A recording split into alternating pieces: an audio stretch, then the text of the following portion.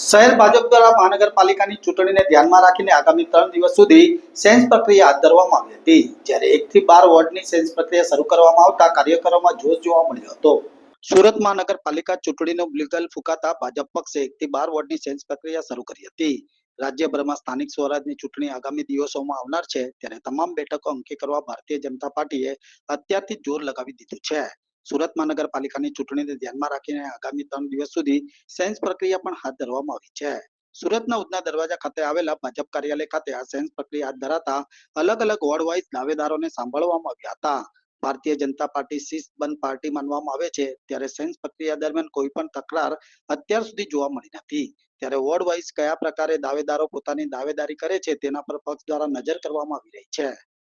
આજે આવનારા 3 દિવસમાં 30 વોર્ડના દરેક કાર્યકર્તાને સાંભળવાની વ્યવસ્થા કરવામાં આવી છે।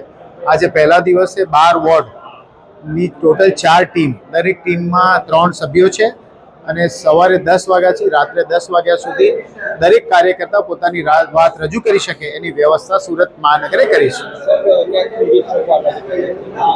આજથી શરૂ થઈ, નિરીક્ષકો આજથી જ આવ્યા, સવારે 10 વાગ્યાથી રાત્રે 10 વાગ્યા સુધી સાંભળશે।